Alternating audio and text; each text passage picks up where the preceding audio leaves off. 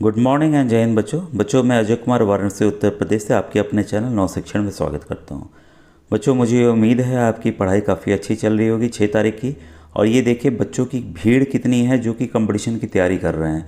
और आपको बताना चाहूँगा उत्तर प्रदेश राज्य में 1,70,000 लगभग फॉर्म डले हैं और हर एक जनपद के लिए अपनी सीटें हैं, तो तैयारी ज़बरदस्त करते रहिए। बच्चों आपको समझ में आ रहा होगा कि पुराने क्वेश्चंस क्यों इम्पोर्टेंट है। जैसा आपको पता है कि जो किताबें हैं जो आप 10 साल पहले पढ़ रहे थे वही किताबें, कुछ टॉपिक्स एक आध टॉपिक्स या एक आध कुछ चीज़ें चेंज हुई, लेकिन हूबहू 95% चीज़ें वही हैं बच्चों। तो सवाल भी इसीलिए दोहरा के जो पुराने जो भी प्रश्न हैं 2009-10 के वो पुराने वैसे ही आ रहे हैं। तो बच्चों मुझे उम्मीद है कि आपने पिछला वीडियो अच्छे से देख के और समझ लिया होगा जीव विज्ञान का। आज बच्चों मैं आपको रसायन विज्ञान, ठीक है, विज्ञान के अंदर जो रसायन विज्ञान है यानी कि केमिस्ट्री के प्रश्नों को, आए हुए प्रश्नों को बताने जा रहा हूं बच्चों, ठीक है। और आपको पता है कि यही प्रश्न दोबारा से रिपीट होते हैं और होंगे भी, ठीक है, क्योंकि प्रश्न बच्चों किताब से ही बनाए जाते हैं या जहां से भी बनाए जाते हैं मैटर सीमित है, बहुत ज़्यादा नया मैटर ऐड नहीं हुआ है, ठीक है। तो प्रश्न वही हूबहू रिपीट होके आएंगे ही आएंगे, ठीक है। तो अब देखिए पहला क्वेश्चन है आपके सामने, मैं पढ़ने जा रहा हूँ पहला क्वेश्चन। जब जल को 0 डिग्री सेंटीग्रेड से 10 डिग्री सेंटीग्रेड तक गर्म करते हैं तो इसका आयतन, ध्यान दीजिएगा, इसका आयतन पे क्या फर्क पड़ता है ये सवाल है। ऑप्शंस में पढ़ता हूं, बढ़ता है, घटता है, अपरिवर्तित रहता है, घटता है और बढ़ता है। तो बच्चों ध्यान दीजिएगा, काफी इंपॉर्टेंट क्वेश्चन है, वेरी इंपॉर्टेंट बच्चों, ठीक है। इसको आप नोट डाउन कर लीजिए, या आ सकता है। देखिए ये इसका उत्तर है। कई बच्चे कंफ्यूज होंगे, अरे ऐसा कैसे होता है। पहले घटता है बच्चों, ध्यान दीजिएगा, पहले घटता है 0 से जैसे हम बढ़ेंगे 4 डिग्री तक, ध्यान दीजिएगा 0 से जैसे हम 4 डिग्री तक बढ़ेंगे वैसे घटता है, और 4 डिग्री के ऊपर तो पुनः क्या होता है, बढ़ता है। तो ये काफ़ी इंपॉर्टेंट क्वेश्चन है, इसको नोट डाउन कर लीजिए। मुझे उम्मीद है आपको ये समझ में आ रहा होगा, ठीक है, और कई बार आया भी ये हुआ है, ठीक है। तो ये था इसका आंसर बच्चों। आइए क्वेश्चन नंबर 2। ये देखिए अभी इसके भी पहले प्रश्न मैंने बताया है कि आयतन किस पे ज़्यादा होता है या और भी चीज़ें। तो 4 डिग्री सेंटीग्रेड कई बार मैंने उत्तर बताया भी, एक बार उत्तर भूल भी गया था बताने, तो कई बच्चे बोले कि सर इसका उत्तर क्या है, तो 4 डिग्री सेंटीग्रेड है उसका उत्तर बच्चों, ठीक है। क्वेश्चन नंबर 2, सेल्सियस तापमान पैमाने पर ताप के परम शून्य का माप होगा। अब देखिए परम शून्य वाला मैंने कितनी बार आपको बताया है, ठीक है। तो है तो और आए भी हैं, ये लेटेस्ट में आए भी हुए हैं। तो परम शून्य ताप का क्या, देखिए 2009 का ये क्वेश्चन है बच्चों, ये फिर रिपीट हुआ है। तो कौन सा है, -273 डिग्री सेंटीग्रेड। इसका मतलब ये होता है कि इसके नीचे तापमान जा ही नहीं सकता है, पॉसिबल ही नहीं है, ठीक है। अब आइए नंबर 3, आप बच्चों वीडियो को पॉज करके नोट कर लीजिएगा। मार्स गैस है तो उसका फॉर्मूला हमें लिखना है, मार्स गैस का फॉर्मूला। तो बच्चों ये मीथेन को ही CH4 मीथेन को ही मार्स गैस कहते हैं, ठीक है। तो क्लियर हो गया। नंबर 4 है LPG, ये हिंदी में लिखा हुआ है, मैं इंग्लिश में लिख दिया हूं, में गंध के लिए मिलाया जाता है। काफी बार आया नहीं है, इस बार आने के चांसेस हैं बच्चों, वेरी इंपॉर्टेंट, ठीक है। तो ऑप्शंस में डायरेक्ट आंसर बता रहा हूं इसका, क्योंकि ऑप्शंस देखेंगे तो आप कंफ्यूज होंगे। एथिल मरकैप्टन, याद रखिएगा मरकैप्टन लगा रहेगा इसमें, और इंग्लिश में ऐसे इसको इथाइल मरकैप्टन पढ़ते हैं, ठीक है। इसमें हिंदी में है तो इथिल मरकैप्टन, ठीक है। तो ये आप नोट डाउन कर लीजिएगा। नंबर 5 है, आज के बड़े अच्छे क्वेश्चंस मुझे भी लग रहे हैं। उपधातु है, उपधातु इसमें से कौन सा है, मैं ऑप्शन पढ़ दे रहा हूं, मरकरी, एल्युमिनियम, एंटीमनी या मैग्नीशियम, ठीक है। इसमें बच्चों जो है आंसर है एंटीमनी। अब है तो 108 आपके तत्व, कैसे याद करेंगे, कैसे। अब देखिए बता रहा हूं, ऐसे तत्व जिनमें धातु और अधातु दोनों के गुण पाए जाते हैं उनको उपधातु कहते हैं। उपधातु को बच्चों इंग्लिश में मेटेलॉइड कहते हैं, मेटेलॉइड, ठीक है, जिनमें दोनों प्रॉपर्टी रहती है बच्चों, ठीक है। और कौन कौन सा है मैं लिखवा दे रहा हूं उपधातु, ये आप याद कर लीजिएगा बच्चों, ठीक है। आप, मैं हिंदी में बोल रहा हूं, इसका सिंबल बना रहा हूं, सिंबल नोट कर लीजिए, हिंदी में अलग से लिख लीजिएगा। बी से है बोरोन, SI से है सिलिकॉन, फिर है GE, ये है germanium, AS arsenic, SB antimony, फिर है TE ये है टेलीरियम, फिर है PO पोलोनियम। यही बस उपधातु हैं, इतने ही मेटलॉइड हैं बच्चों।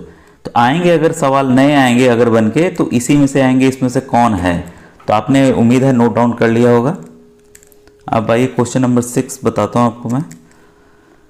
वेल्डिंग में निम्न गैसों का मिश्रण किया जाता है। काफ़ी बार से नहीं आया बच्चों, इस बार के लिए आप डन मान के चलिए कि उम्मीद है 100% ये आएगा। वेल्डिंग में कौन सी गैस इस्तेमाल होती है। वेल्डिंग में वेल्ड किया है तो आपने देखा होगा ना, कई बार जो लोहे वेल्ड किए जाते हैं, तो इसमें बच्चों एसिटिलीन व ऑक्सीजन का जो मिश्रण है वो यूज़ होता है। ठीक है, तो इसको मैं लिख दे रहा हूँ, बल्कि एसिटिलीन और ऑक्सीजन का मिश्रण।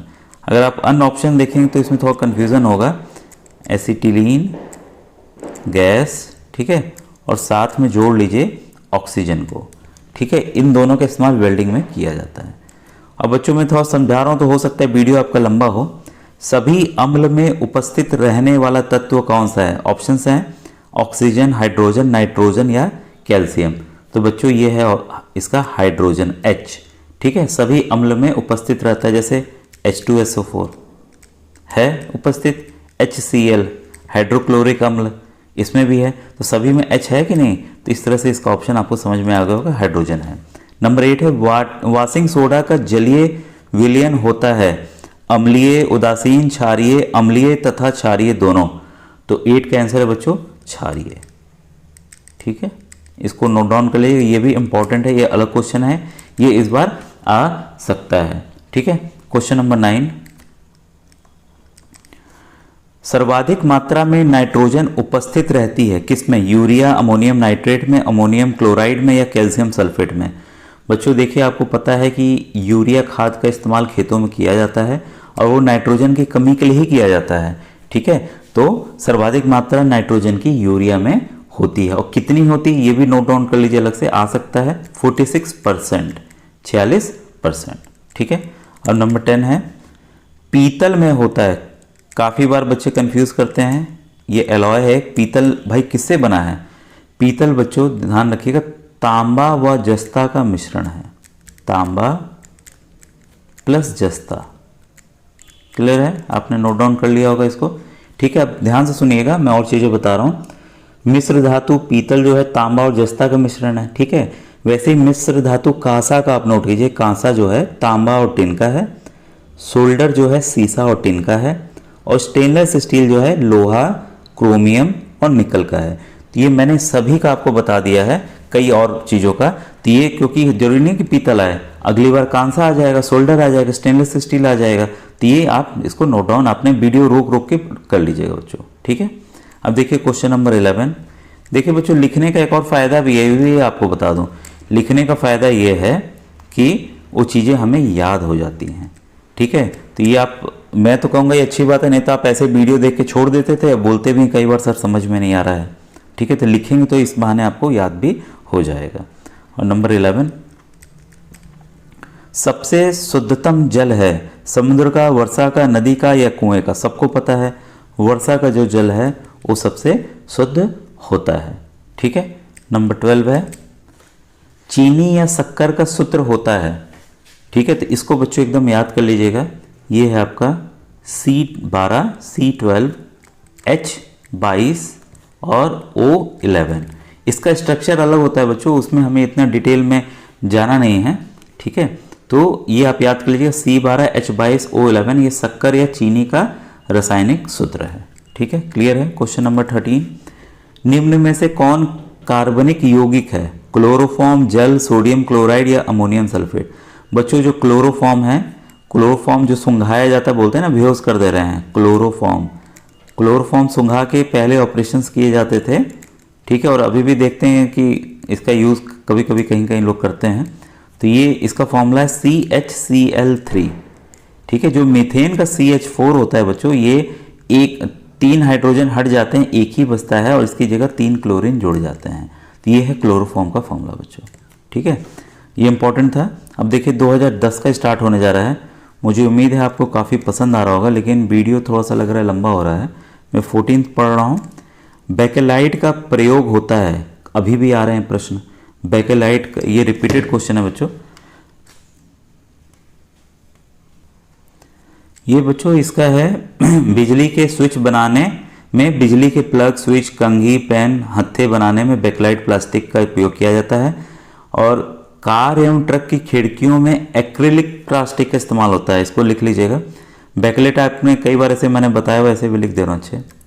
बेकेलाइट, इसका आपने नोट कर लिया होगा जैसा मैंने पढ़ा है, ठीक है। अब दूसरा है आपका, मैं इसको भी नोट कर लीजिए, एक्रिलिक। उससे जो रिलेटेड चीज़ें मैं खुद बता देता हूँ, हो सकता है कि अगले परीक्षा में ये भी आ सकता है। ये आया भी हुआ है, एक्रिलिक वाला आया हुआ है, एक्रिलिक प्लास्टिक, ठीक है। एक्रिलिक प्लास्टिक, इसका इस्तेमाल कहाँ होता है? कार और ट्रक की खिड़कियों में होता है, ध्यान रखिएगा। और ये देखिए, इसको भी नोट काउंट कीजिए, रस्सी, रेसे, मजबूत पाइप बनाने में पॉलीप्रोपिलीन प्लास्टिक का इस्तेमाल होता है।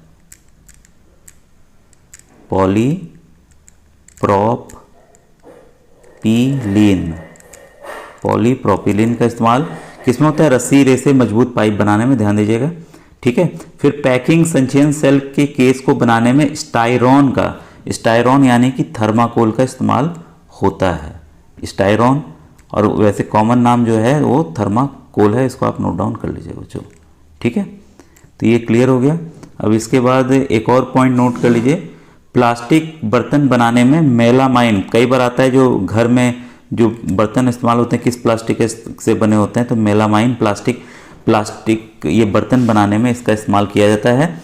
और एक और नोट कर लीजिए, ये कई बार आए हुए, एक ही से देखिए आपके कई प्रश्न तैयार हो रहे हैं बच्चों, ठीक है। टेफ्लॉन, काफ़ी बार मैंने बताया हुआ है। टेफ्लॉन का इस्तेमाल जो है नॉन स्टिक कुकवेयर आते हैं ना बच्चों, जिसमें चिपकता नहीं है, और उष्मारोधी पर चढ़ाने में इसका इस्तेमाल किया जाता है टेफ्लॉन का, ठीक है। क्लियर हो गया। अब देखिए कई सवाल मैंने इसे ही बता दिए आपके। 15 है, हेप्टाक्लोर रसायन है, तो हेप्टाक्लोर लिख दे रहा हूं,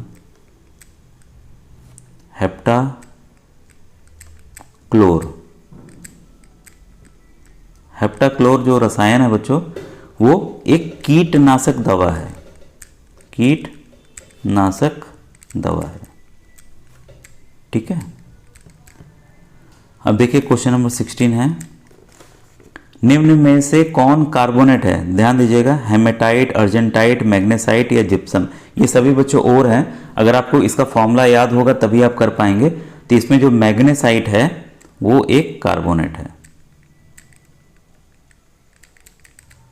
कार्बोनेट का मतलब है उसमें CO3 मिला है उसमें, ठीक है, MgCO3। अब देखिए क्वेश्चन नंबर 17 है, पिग आयरन में लोहे की मात्रा लगभग होती है। तो पिग आयरन एक तरह का आयरन है बच्चों, लोहा है, ठीक है। उसमें जो आयरन की मात्रा होती है बच्चों, ये वो 93% होती है, इसको नोट डाउन कर लीजिएगा, ठीक है। और इस्पात होता है, जो इस्पात बन जाता है उसमें लोहे की मात्रा 98.8 से लेकर 99.8% तक आयरन लोहे की मात्रा होती है, ठीक है। क्वेश्चन नंबर 18, अघातविक ऑक्साइड जल से क्रिया करके बनाते हैं, और ये मेरे ख्याल से अधात्विक है, ठीक है, ये अम्ल बनाते हैं। क्या बनाते हैं? अम्ल बनाते हैं, ठीक है। फिर है नंबर 19, सोडियम जल से क्रिया करके बनाता है। देखिए जब भी सोडियम बच्चों, नंबर 19 का है, सोडियम जब भी जल के साथ क्रिया करेगा बच्चों, ठीक है, आपको पता है आग लग जाती है, तो ये बनाता है आपका NaOH, सोडियम हाइड्रोक्साइड। यानी कि जो मेटल होते हैं, जो धातु होते हैं, वो क्या बनाते हैं? अम्ल बनाते हैं। और जो अधातु होते हैं, ठीक है, वो क्या बनाते हैं? आपका ये सॉरी बच्चों, अम्ल नहीं है, क्षार है, बेसिक है, ठीक है। और जो अधातु होते हैं वो अम्ल बनाते हैं, ठीक है। तो इससे आपको चीज़ें क्लियर हो गई होंगी। क्वेश्चन नंबर 20 है, निम्नलिखित में से कौन सा यौगिक है? दूध, पानी, वायु या नींबू रस। ये देखिए आया भी हुआ है आपके 2020 वाले में, मुझे याद आ रहा है, ठीक है। तो इसमें यौगिक जो है वो क्या है? पानी है बच्चों, ठीक है। क्वेश्चन नंबर 21, निम्नलिखित में से कौन सा पदार्थ फफूंदी नाशक के रूप में प्रयोग किया जाता है? Potassium nitrate, copper sulphate, sodium chloride या सोडियम हाइड्रोक्साइड, ठीक है। तो इसमें बच्चों कॉपर सल्फेट का इस्तेमाल किया जाता है, COSO4, कॉपर सल्फेट फफूंद नाशक के रूप में इस्तेमाल किया जाता है। फॉर्मूला भी लिख लीजिए और हिंदी में भी लिख लीजिएगा। ऑप्शन हिंदी में दिया है, फॉर्मूला मैंने लिखा है बच्चों यहाँ पे। ठीक है, अब देखिए क्वेश्चन नंबर 22, मुक्त अवस्था में सोना कहाँ प्राप्त होता है? तो हमारे भारत देश में बच्चों आपको कई बार बताया, कोलार की खान के बारे में बताया ना, कहाँ पे है? तो ऑप्शंस में राज्य हैं, तो कर्नाटक राज्य में बच्चों सोना जो है मुक्त अवस्था में पाया जाता है। कहाँ पाया जाता है? फिर से लिख लीजिए, कोलार। आपने फिल्म तो KGF देखी है, कई बार देखी होगी, पार्ट 1 पार्ट 2 आ चुकी है। कोलार गोल्ड फील्ड माइंस, इसी पे KGF बनी है। और ये बच्चों क्वेश्चन नंबर 23, ऊर्जा का नवीकरणीय स्रोत है, कई बार आ रहा है और लगातार आएगा। तो बच्चों इसमें ज्वार भाटा, जो समुद्र के किनारे ज्वार भाटा आता है, वो नवीकरणीय स्रोत है। बाकी में पेट्रोल है, गैस है और कोयला है, ये सब चीज़ें तो खत्म हो जाती हैं, आपको पता है।